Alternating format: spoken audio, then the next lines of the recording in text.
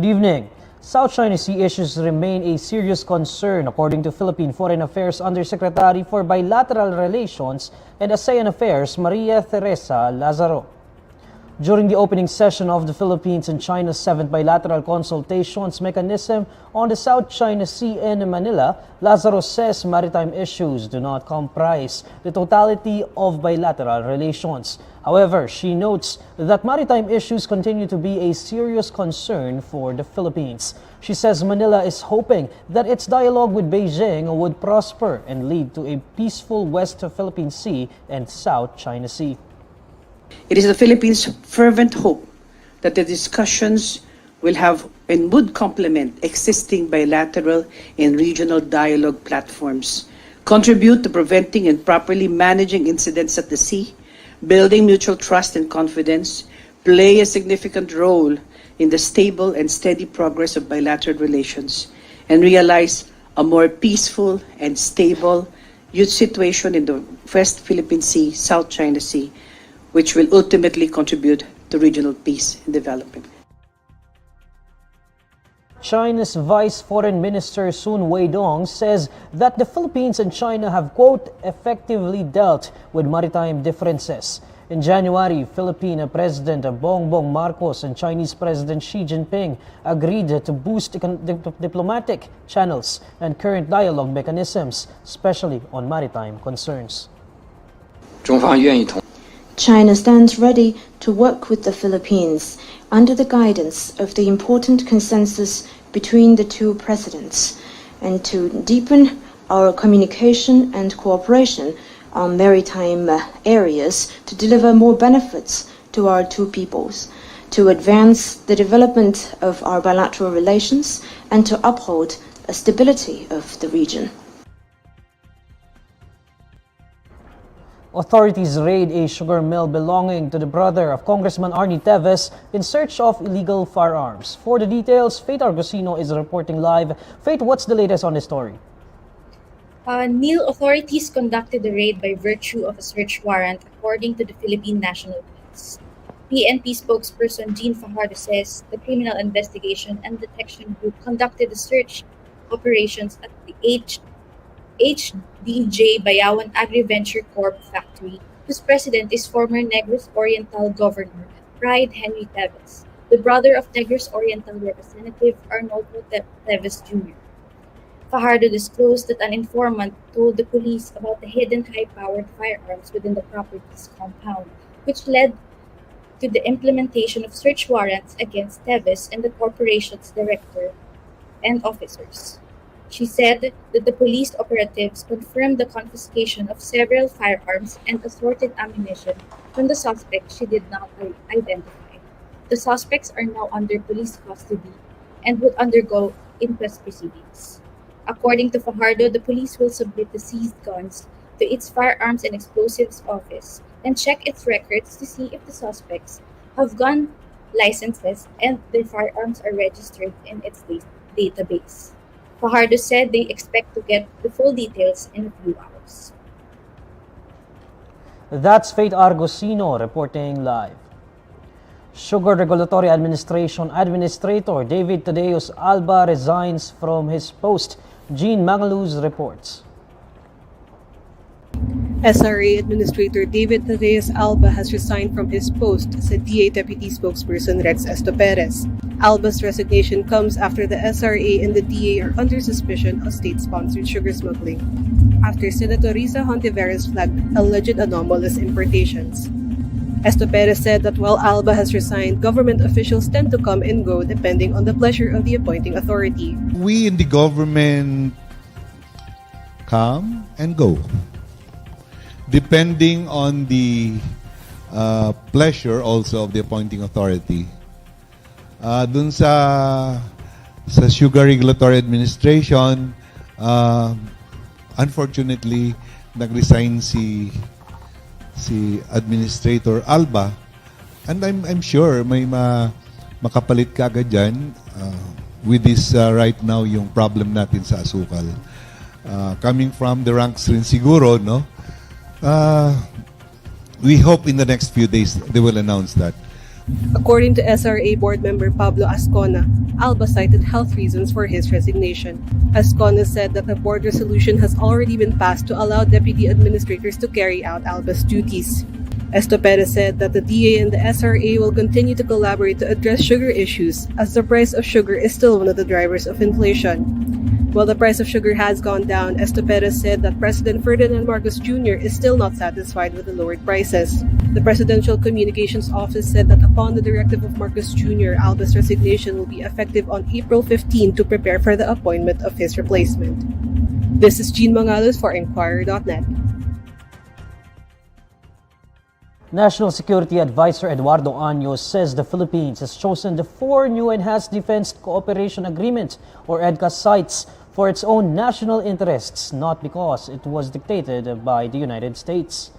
Años says the government is concerned about improving its defense capability, modernizing equipment and assets, and developing the country's military infrastructure. He notes that the identified Edca sites are not U.S. dictated, saying these are the bases the armed forces of the Philippines wants to develop. Año makes the statement in light of the recent opposition expressed by lawmakers and local government executives on the installation of Edca sites in the country. The military previously named Cagayan, Zambales, Isabela, and Palawan as possible Edca sites. Notably, these areas face Taiwan up north, as well as the South China Sea. Next on Inquirer Today. Widow of slain Negros Oriental Governor Roel Degamo wants Representative Arnie Teves expelled from House over e-gambling and murder claims. Teachers serving as electoral boards in 2023 Barangay and SK polls to receive higher pay. And traffic enforcer dies after saving cyclist. This is Inquirer Today. We'll be back shortly. A student's worst commuter experience at MRT3 went viral on Twitter. Her laptop got damaged after it went through the station's X-ray machine. Ako po si Alana Columbres. I'm from DLSU. I'm a student. Around 9 p.m. po yon nung Wednesday, March 15. I was on the way home from school. Bale, galing po ako sa LRT1 EDSA station going towards MRT Taft Station. Super dami pong tao. Mahaba po talaga yung pila. Pagkalagay ko po ng bag ko, maayos siya. And then the person behind me, sinuksok lang po yung bag niya and natulak yung bag ko. We all heard the loud crack. Pagkalabas ko sa kabilang side, it was already stuck. Na-realize ko na hindi na gumagalaw yung conveyor belt. Sinisignal ko yung guards kasi nga nagpapanik na ako na hindi lumalabas yung bags. They weren't saying words. They were more on reacting na parang, oh, hala, parang ganun lang. I was expecting them to make a move. Kasi nga, emergency yun eh. Open my bag, open my laptop case. Tapos, ayun, pagkabukas ko ng laptop case ko, nakita ko agad yung dent kasi yung it's right in the middle. Tinry ko siyang buksan. Ayun, basag na basag po yung screen niya. That's when I started crying kasi that laptop is brand new. It tried approaching the guards pero sinasadya po nila akong talikuran. I was trying to call them na kasi nasa likod lang po nila ako and impossible na hindi nila ako nakikita doon. By the time I got home, ayun, pinatahan ko muna sarili ko and I called my friend and yung friend ko yung nag-email actually for me. She did email them pero auto-generated lang yung response. Unable to get a response from MRT3's side, Aliana shared what happened on Twitter. After the tweet blew up, they messaged me already. I'm still waiting for an update kung ano po bang nangyayari. Aliana's tweet also got various replies from people who had experienced commuter horror stories at MRT3. Maraming nagre-reply sa tweets ko saying na they encountered the same experience na hindi lang actually about getting things broken. Someone's phone got stolen. Parang hindi ko po alam kung bakit ganun yung nangyayari kapag may emergency instead of them acting on it. In a statement, MRT3 says CCTV footage shows Aliana's backpack was placed upright on a conveyor belt, contrary to her claim. The security guards on duty were also not informed that the backpack contained a laptop, hence the electronic gadget was not put on a separate tray.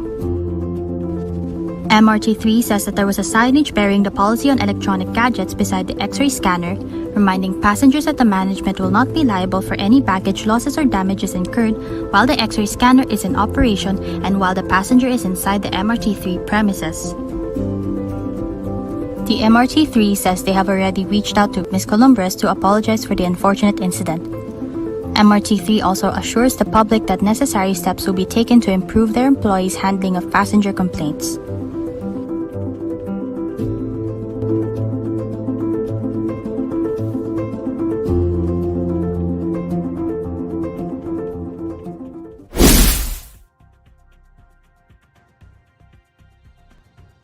Pamplona Mayor Janice Degamo, the widow of slain Negros Oriental Governor Roel Degamo, wants Representative Arnie Teves expelled from the House of Representatives. Faith Argusino fills us in with the details live. Faith?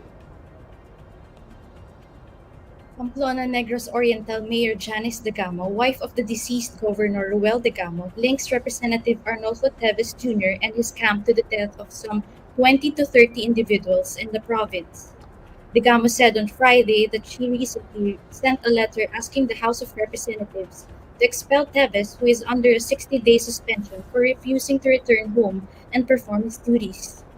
Along with the letter, Degamo said she attached affidavits of people complaining about the disorderly behavior, if not of the alleged crimes committed by the congressman, to a lot of citizens or constituents of her husband in the province. In the letter, Degamo also enlisted a series of cases faced by Teves, along with supposed links to e-gambling and online fighting.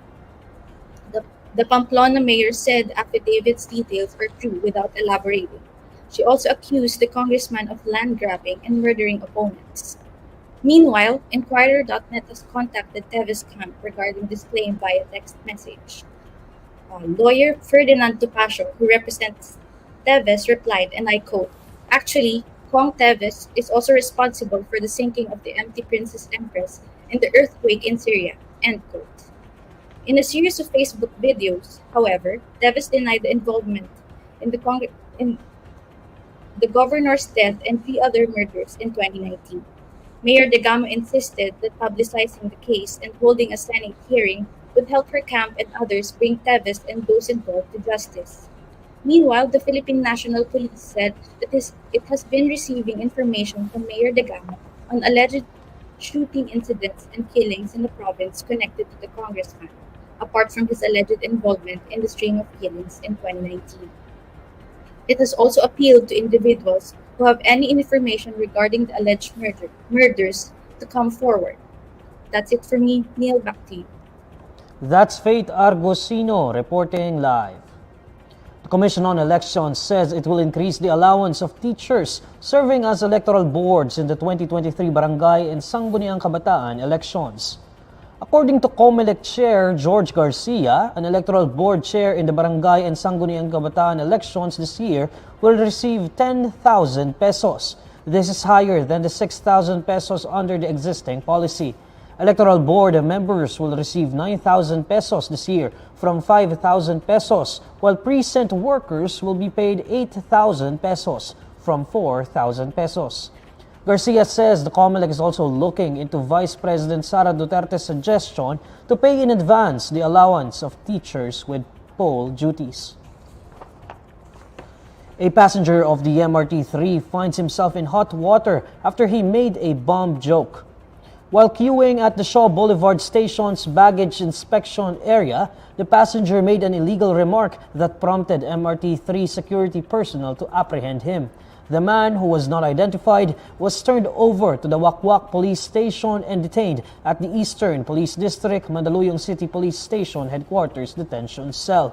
He now faces charges for violating Presidential Decree 1727 or the Anti-Bomb Joke Law. The MRT3 management reminds the public not to toy around with bomb jokes or make false bomb threats within the train system's premises.